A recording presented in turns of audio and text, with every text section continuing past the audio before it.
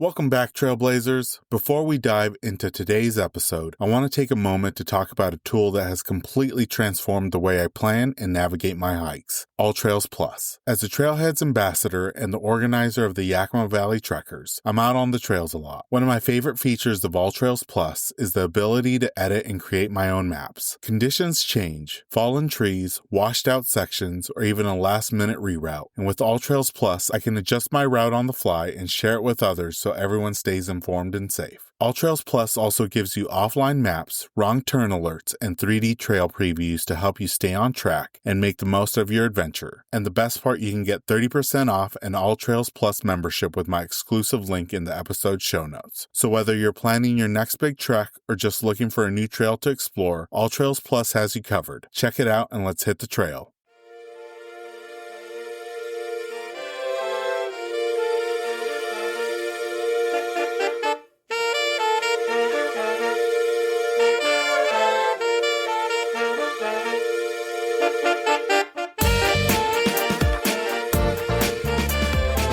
Welcome everyone to the Hikes and Mics podcast. I'm your host Ivan, and together we'll embark on a weekly journey connecting with extraordinary hikers from all corners of the United States and beyond. Throughout these winter months, we've had the privilege of conversing with remarkable individuals. Their experiences and adventures will leave you yearning to hit the trails. In this episode, we're joined by Jory, an adventurous occupational therapist based in Arizona who has explored all 50 states in search of breathtaking landscapes and unforgettable hikes. From the rugged deserts of the Southwest to the glaciers of Alaska, Jory shares her love for travel, the moment she knew Arizona was home, and the near-miss flash flood that taught her a valuable lesson about nature's power. We also dive into her favorite national parks, her love of steep climbs, and the incredible ice climbing experience in Alaska that left her speechless. Plus, she shares how she met her fiancé through a shared passion for the outdoors and their big plans for 2025. Without further ado, let's jump into this episode with our guest, Jory.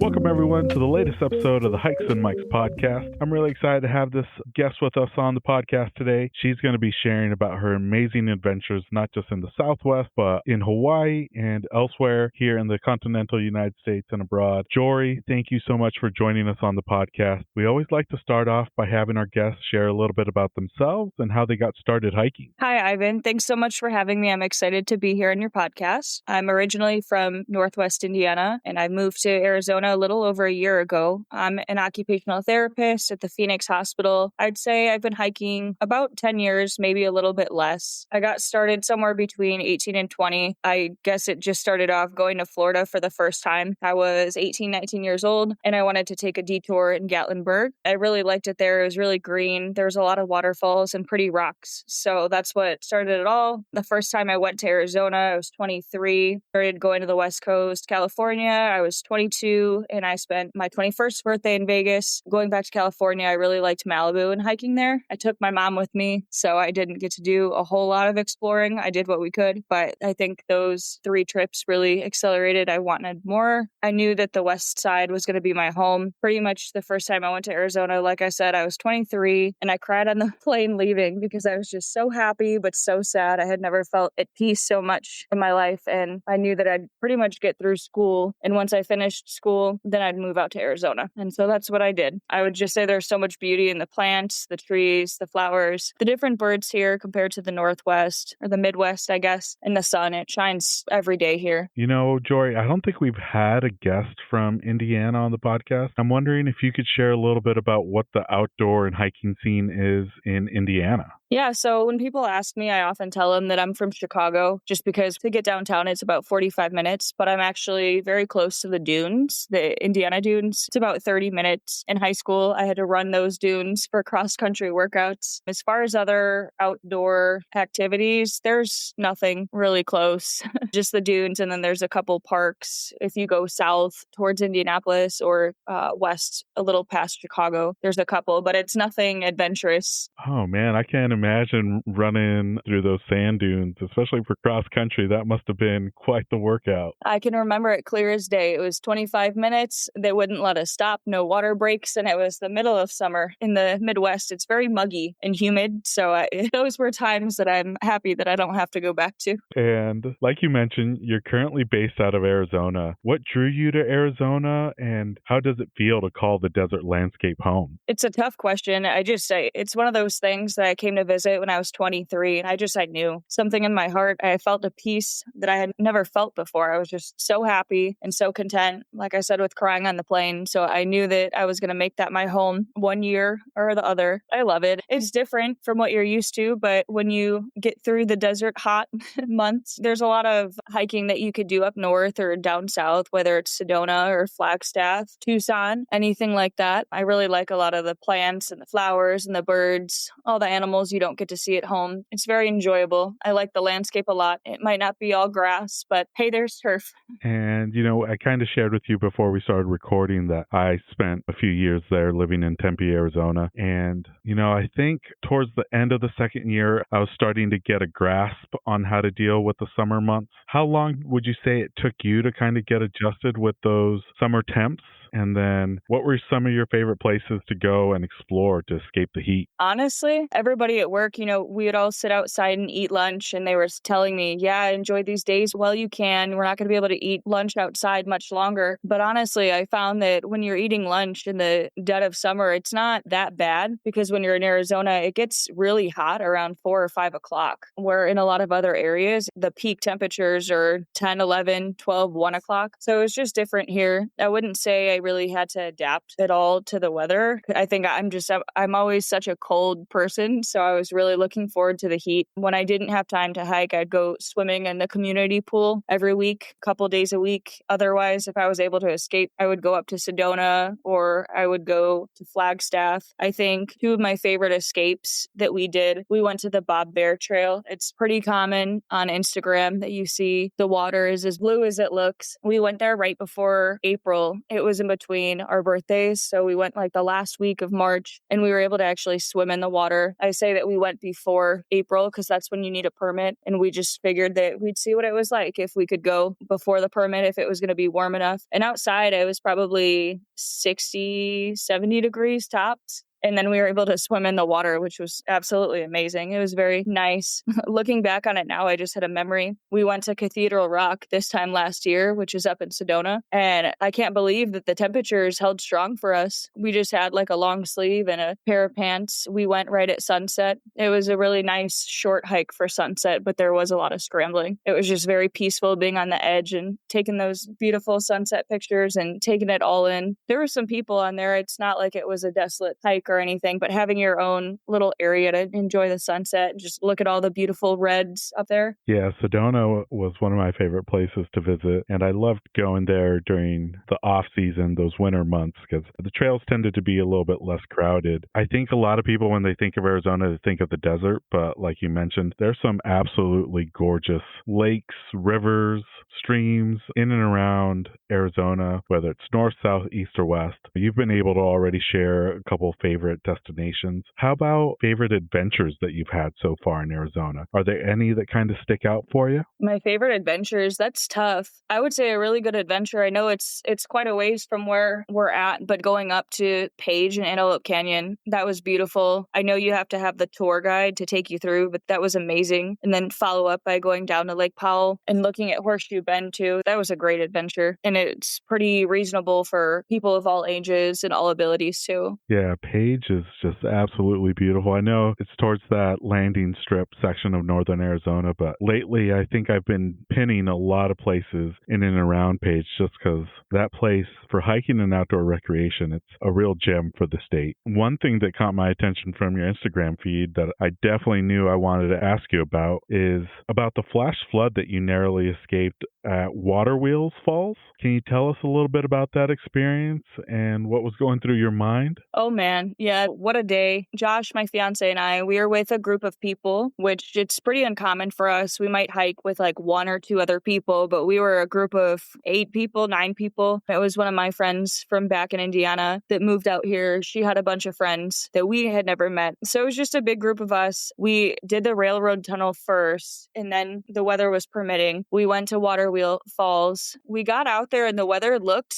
pretty good. There were still some clouds in the background and stuff. So we kept going a little bit farther, and then we got to our destination. You see all the people like sliding down the rocks, which that just in itself is terrifying. I don't know. You don't know how deep that is. And it looks like from somebody that works in a hospital, a spinal cord injury or a back stenosis waiting to happen. But it was pretty quick. We were there for maybe 30 minutes, just enjoying the water and the scenery and the company. And Josh looked at me saying like, hey, like we got to go. Like, do you see those clouds? We got to go. And so we're trying to communicate with these people that we're not really close with, but just a big group. So it's difficult in itself to make the decision, come on, we got to go, you're getting left behind or any of those things. So we started heading back, and we still saw people actually heading out when we were heading back. And we definitely had some pep in our step. We were moving quickly because we knew the clouds were getting worse. We started heading back to the car, and it started thundering. I'd say it was about a quarter mile away, and the wind started really picking up. The rain started really picking up. So we just ran it back to our car. And by the time we got in both of the cars and we were heading out, we were planning on eating because after a long day of hiking, we're hungry. We had a spot picked out. My friends weren't going to go. And after seeing how bad all the roads were already completely flooded, it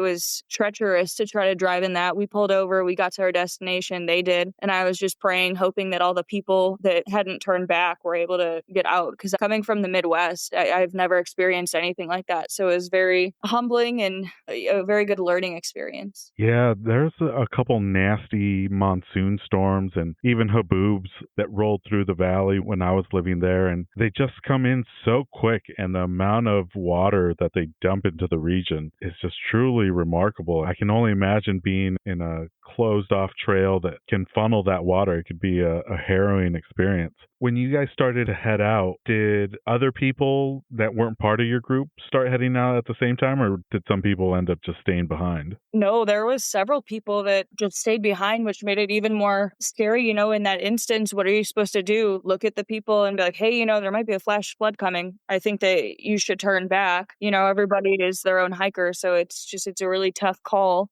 but there was quite a few people, and most of them were younger too. It's such a broadcasted area by Instagram or TikTok that it's tough in terms of, you see all the fame and stuff, and these people, they're coming from out of town. And, even like I said, for me, like that wasn't something I ever experienced, but, being able to judge looking at the clouds and they're getting darker. Hey, we're around a lot of water. I think we should go. That's just not something that a lot of people think of, I suppose, but it was very scary and sad. My heart just sank, and I was hoping and praying that everybody made it back safely. I can only imagine seeing those dark clouds, especially in the desert. It could be quite the anxiety-filling moment, but glad that you were able to make it out and continue hiking and exploring the state. You've already touched on this, Jory, but you have a real love for travel, so much so that you've traveled to all 50 states already. How did that goal come about, and what have been some of your most memorable states that you visited? It sounds so silly when I was looking at the question. As far as hitting all 50, I think it became a goal. I don't know. I had to be at least halfway through or something like that.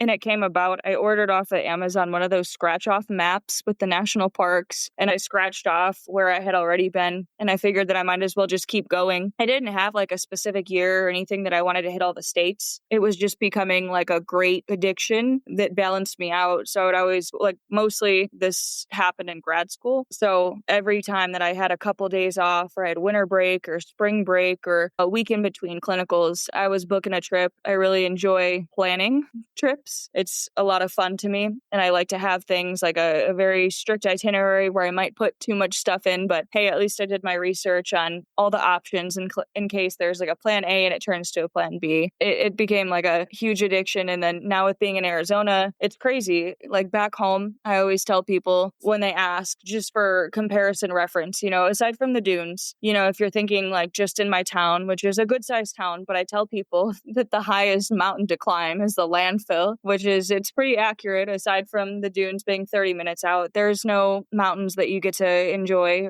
or anything like that. So it was so filling every time that I could go, just for a couple days to go see whatever part of the United States or the country. I would say my favorite state, believe it or not, is actually Utah, because the Big Five is incredible. I really, really like Angel's Landing. The first time I did it, I was in grad school with my roommate. I can't remember. I think it was right before COVID that we went, and it was peak season, April, something like that. I just remember it was warm. We were standing in line to go get onto the shuttle to take you to Angel's Landing or whatever stop you were getting off at. And I felt really uneasy, like something just, it hit me. And next thing you know, I ended up on the ground. I passed out. I came back like super quick. My roommate was able to catch me, but she asked me like, do you still want to do it? It's a kind of a tough hike. I'm like, we came all the way here. We're on this road trip. I'm not going to miss it for anything. So I took my time and I made it. And then I was able to go back a second time with my fiancé a couple of years later in July of 23. We actually did it for 4th of July. It was like the perfect hike. There was no one there. They said that they checked for permits, I think, and we didn't see anybody there as far as checking, but it was with it being the holiday, there was very few hikers on the trail, but I will say it was very hot. Like it had to be at least 90 degrees or something like that. So we started with that hike, and then later in the day, we went to the Narrows. It was the perfect place to cool off. Some other places that I really liked, Bryce is beautiful. They don't have a whole lot of long hikes, which makes it really appropriate for people of all experience levels. Dead Horse Park was really pretty, which is near Canyonlands. Arches is pretty busy, but it's beautiful, especially if you can catch like a sunset there, or if you're walking out, just seeing all the stars. It's absolutely beautiful. And then one that I still have on my list in Utah is the Grand Staircase Escalante. There's very specific coordinates trying to find it. I typed it into my Google Maps and it took us to the middle of a farm.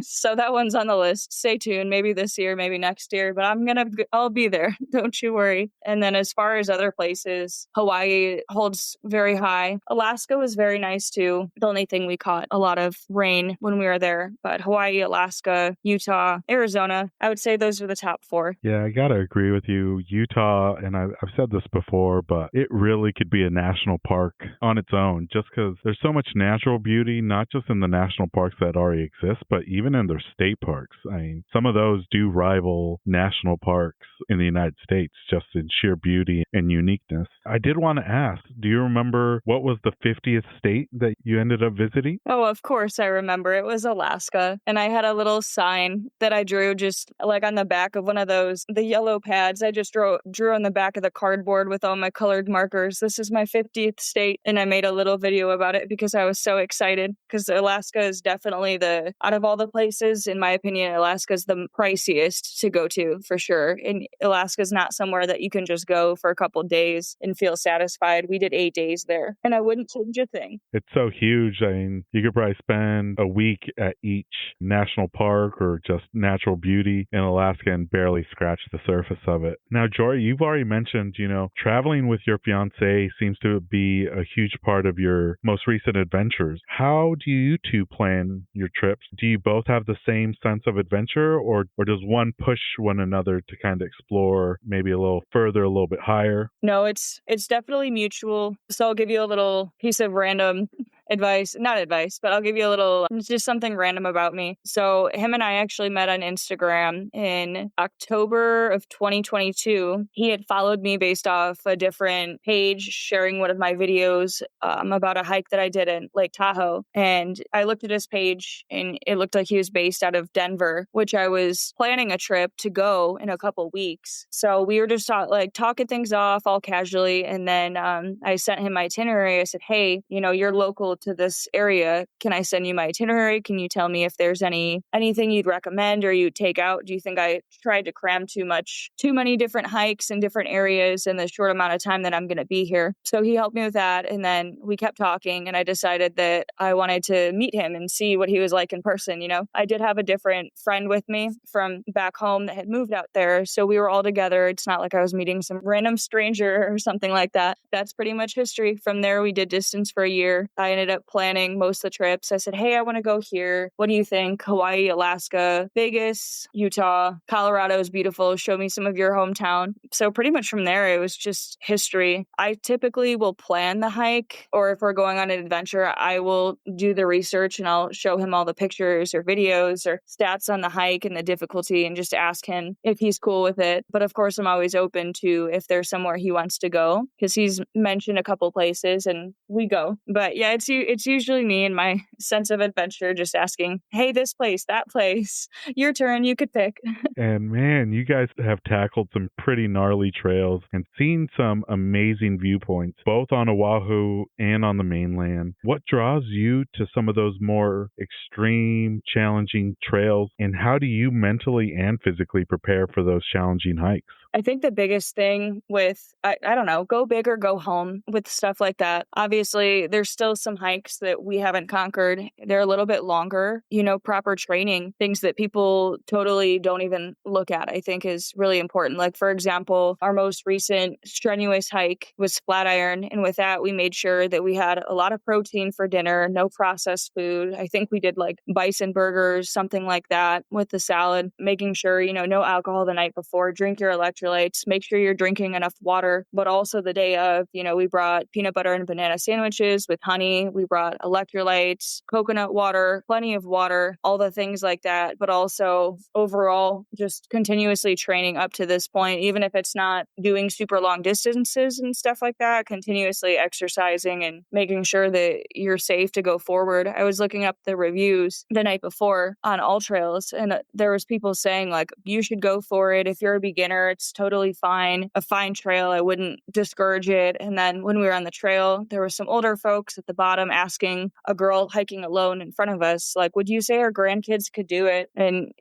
she was talking to the girl, not us, but I definitely wouldn't recommend something for somebody that's so small or like under teenage years. It was very strenuous. We were ready for a lot of food and nutrition when we were done. I learned the hard way this last year that for strenuous hikes, it's not preparing the day of or throughout the hike. You really have to start preparing days in advance. Because one thing I've started to notice, if I don't get enough water the day before, it definitely impacts the way I feel on the trails the day of. So I love that you're able to kind of consciously know that and prepare the days before and make sure that your body is physically capable to do some of these gnarly trails that you've been able to cross off your list. Jory, one thing that you've already touched on is your adventure in Alaska. And you and your fiancé did some amazing adventures while you were there. Ice climbing, you explored glaciers, and you got to see some incredible wildlife.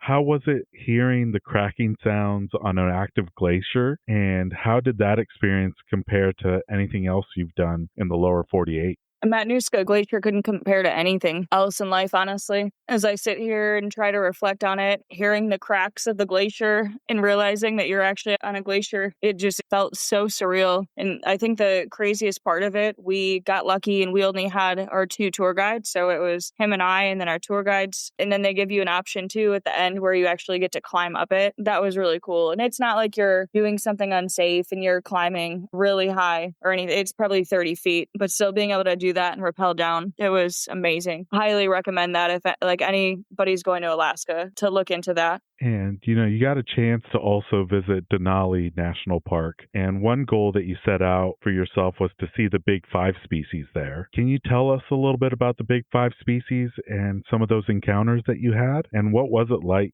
getting to see the tallest mountain in North America? Yeah, so for starters, for Denali, I had looked it up before just because I was curious. So it's 20,310 feet tall, which is the tallest peak in North America. And only 30% of the time you can actually see all of Denali. So what that meant for us, it was a dream come true. Going back to the animals, the big 5, we were able to see a grizzly bear. I was so excited. Unfortunately, when we went, the Denali tour was closed at mile 43. So we got just about halfway there before we had to turn around. And we did just the basic tour The only difference from my understanding of the basic versus the premium, they have somebody talking all hours, and maybe that it was air conditioned or something like that. But we were watching those buses go out and they were completely packed and full of people. And then there's our bus and it was just him, me, and the driver. That was it. So that was really nice because we just had made conversation with the driver the whole time. But yeah, we got to mile 43. We got out and then we were looking around and I saw the grizzly bear. I spotted it, which is huge for me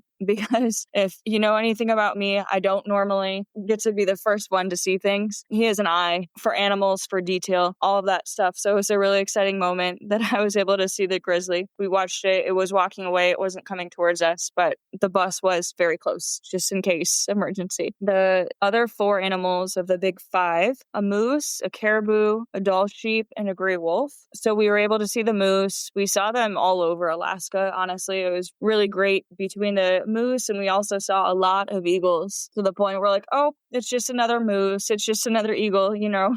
But the caribou, we were able to see at Denali riding around, and same with the Dall sheep, but the Dall sheep were more at a distance. The only one we didn't get to see was the gray wolf, and we had our eyes peeled. But you know, sometimes it's just not meant to be. And it was okay because we saw so much wildlife. Another thing I thought was weird, we saw a lot of porcupines and they have like a green spikes on the top of them. Very odd looking creatures and very close to the bus.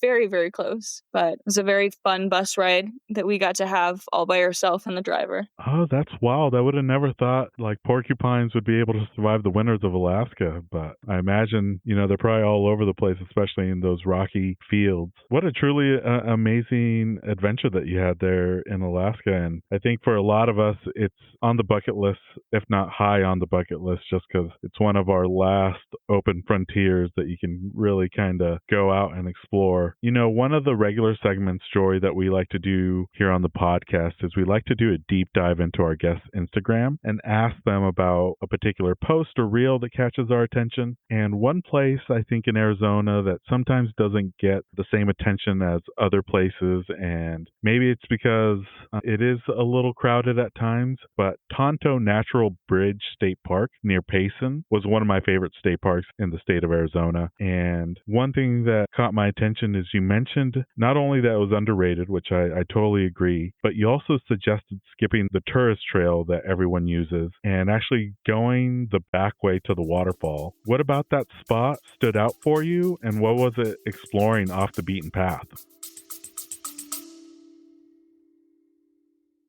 The purpose of this podcast really is to highlight living here in Spain and to cover what we decided is really we're passionate about: food, fashion, and fun places. Absolutely. That either we have visited or are going to visit. We are going to be going to Madrid very soon. Mm-hmm. We're going to be exploring the brand Loewe. We'll be exploring a little more about the Costa Blanca. Won't reveal exactly where in the Costa Blanca just yet. I get excited about those things. So I thought, wow, I really want to share it with other people.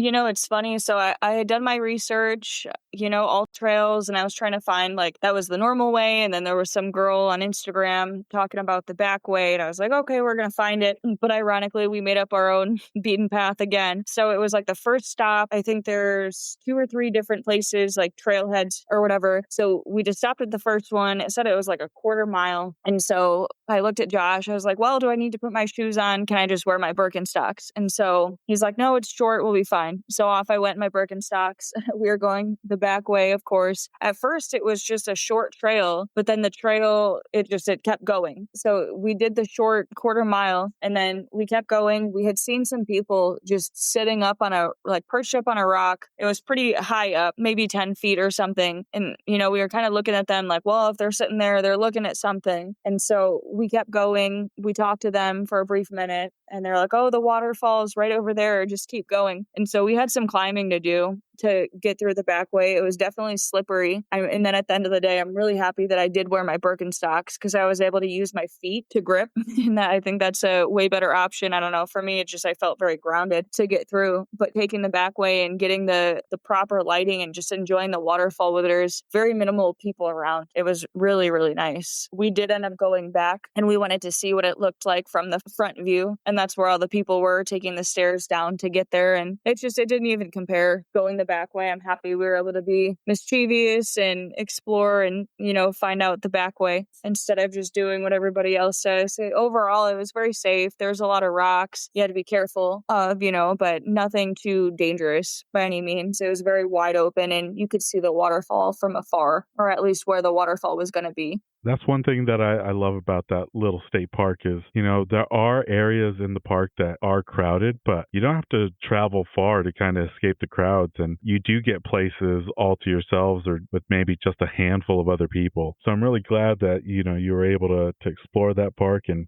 see the waterfall. It's one of my favorite places in the state to visit. Now, Jory, we're at the tail end of the podcast, and these questions we ask to all our guests. For some hikers, they have a regular summit routine, or maybe it's the end of the hike routine. For a lot of us, it's packing a favorite snack or drink. For others, it's a moment of zen or the favorite meal afterwards. Is there a regular custom or routine that you like to do when you reach your destination or when you make it back out? Yeah, so I'm pretty routine in my hikes. No matter how tough it is, I try to take minimal breaks. I'll visualize, I'm going to take the short break here, couple seconds, 30 seconds, a minute, get my breathing together, stay on top of my breathing, and then I'm going to keep going until I get to the top. Typically, I'll just take a moment of zen. I relax. I take some deep breaths. I look around. I stay off my phone because that's not the first thing you should do. You just did this crazy hike and you need to enjoy everything that God has blessed us with. So I take a minute, I do my surroundings, and then I take my photos. Usually when I'm at the top, it's pretty routine that I'll either have some electrolytes, beef jerky, or maybe a peanut butter and banana sandwich. Every single time I'm coming down from a hike, I already have a food place, whether it's Josh and I, or we have a couple other friends coming with us. I always make sure that they know beforehand. I ask, is this place okay? We're going here after our hike. So always on the way down, it seems a little bit easier, whether it's actually easier or it's just a mental state. I'm always thinking about the food that we're going to have pretty soon. It helps a lot. Yeah, definitely. That's sometimes one of the biggest motivating factors to get off a trail is knowing that you're going to have a good, delicious meal afterwards. Now, Jory, this next question is about your pack list. Is there a luxury item that you tend to pack that falls outside of the essentials? Yeah, especially with using All Trails to navigate every hike that I do, I'll download it for it being offline. I always have a battery pack, and sometimes I'll have an extra actually, just in case anybody else's phone is getting low and to get us out of the middle of the forest or the desert, wherever we're at. But that would be my luxury item, having a extra block charger that's fully charged to make sure if my phone is on its last leg that we can get out safely and be able to guide ourselves out of whatever area we're in, even when it's off the hike. One thing that I think I'm going to add this year that I've been thinking about it, and I feel like we're slowly starting to get everybody to use USB-C as their main port, but I still have like one device that uses the micro USB, and for folks that have an older iPhone, it's the lightning cable. But I think I really need to start packing like one of those multi-connector cables just to be able to kind of share the battery block with other folks. I highly recommend it. I think that's a great investment and purchase. Now, the last question is, we're recording this at the start of 2025. Are there any hiking or travel goals for the rest of the year? Yeah, so I was kind of telling you a little bit before we got on the live. So we're actually planning the Hawaii wedding in 2026. We just took a deep dive into that because there was some going back and forth if we were going to be able to do it this year, and that would significantly shift due to budget and financials. That would shift the trips that we can do this year. So we did decide to do that next year in 2026. Some trips that I was looking through that I want to do for this year. I really want to go to Glacier National Park. I've never been to Banff. That's also on the list. He's never been up to Mount Rainier or the Cascades up in Washington. So that's also on the list. I would like to see where things take us if we can explore California, given all the fires and stuff like that. And I hope I don't mess up the name. I always mess it up. If we can catch the leaves falling in Maine, it's Arcadia. Acadia. I always add that R. It's something about Arizona and there being an Arcadia area, I suppose. But those would be the top couple places that we're planning this year. Those are awesome, and congrats on planning the wedding. And I think you have a really great list for 2025. And I know from speaking with you, you'll have some plan Bs just in case things don't work out. But yeah, really looking forward to you sharing your adventures with us and the community in 2025. This last section of the podcast, Jory, are the this or that questions. I'm going to give you 10 hiking related topics, and you just choose which one you prefer out of the two. And you can say neither, you can say both. But the first one is, when it comes to trail snacks, do you prefer sweet or savory? Oh, savory all day. Beef jerky is always in the bag. And then this one's a tough one, but waterfalls or summits? That is tough, but I would say a summit. And then when it comes to trails, do you prefer a trail with switchbacks or would you rather go straight up? I prefer the switchbacks. I think it's a little bit more scenic that way. And then this is our most controversial one, trek poles or freehand? Oh man, no. You have to go freehand all the way. Your hands are more versatile, I think, than a pole. And this next one is regarding your footwear. Do you wear trail runners or do you prefer traditional hiking boots? No, I've never owned hiking boots before. I do have a pair in my closet that I thought I was going to wear to Alaska, which I did not. Trail runners all the way. And then here's another trail system question. Do you prefer a loop trail or an out and back trail? I think loop is better. I guess it depends, but for the most part, I would say a loop. And then this is a new one for season 9, but do you prefer group hikes or solo adventures? Somewhere in the middle, I would say. I don't feel comfortable going by myself. So definitely not a solo hike, but I would like to typically go with my fiancé, maybe another person or two. So a very, very small group is preferred as opposed to 8-9 people. It's just more people to cater to, I suppose. And certain people have different preferences with enjoying nature. So a very small group. And then Jory, this is going to be the hardest one for you, I think, especially you living in Arizona, because Arizona has both of these that are equally beautiful, but sunset hikes or sunrise hikes? Oh man, you know what? I don't think I've ever done a sunrise hike out here, to be honest with you. So I'll leave it at sunset, but that's tough because I know the colors are just beautiful. This next one's equally hard, but spring wildflowers or fall colors? That's really tough as well. There's something that just comes out of me when I see all the fall colors, especially in Colorado or Utah, or even up in Flagstaff. But the fall colors, something about it just brings me so much joy. Yeah, there's nothing quite like seeing those aspen groves up in Flagstaff turn. It's something else. Now, Jory, the last one is, if you had to choose, would you prefer a steep climb or long distance? I'm going for the steep climb all day. Anything under 7 miles or so in a steep climb, even if we're talking like maybe 8-9 miles. No, I'm still going for the steep climb. I'm working my way up to doing some longer ones, like in Arizona, the rim to rim. Talked to a lot of people that have done that just completely the whole day, and that's tough. That's something that I would want to train a little bit more for. That was it for the this or that questions, Jory. If folks want to follow your adventures here in 2025, where are some of the places they can follow you on Instagram or on social media? Yeah, so I'm the most active on Instagram, and my handle is @_her_wandering_adventures. Sometimes my fiance does a little bit better at posting, if I'm being fully transparent and honest. His handle is @_his_wandering_adventures. And we'll be sure to put both of those in the episode show notes so people can follow along. Jory, it has been great talking with you, and I'm really excited to see what 2025 has to bring, not just to you, but your fiancé as well. And I really appreciate you taking the time out of your evening to speak with us. Thank you so much for bringing me on the podcast. It's been an honor. It's been so much fun, and I've loved answering all the questions. It's really been thought-provoking. And that brings us to the end of this episode alongside Jory. We extend a heartfelt thanks to her for coming on the podcast. Be sure to follow her on Instagram @her_wandering_adventures and check out the episode show notes to learn more. We have an incredible lineup of episodes planned throughout the winter months, and we can't wait to share them with you. New episodes will be dropping every Monday with occasional bonus episodes on Friday. To ensure you never miss out on these thrilling tales, remember to hit the like and subscribe button. Your support means the world to us. Don't forget to check out our vibrant community on Instagram at Hikes and Mics. We'll be sharing episode visuals, my own personal hiking content, and so much more. Let's stay connected and continue to inspire each other on this remarkable journey. As we bid farewell, remember to tread those happy trails, embrace the great outdoors, and keep the spirit of adventure alive. Until next time, my fellow explorers, happy hiking. This episode's music was created by Ketsa. Follow him on Instagram at Ketsa Music.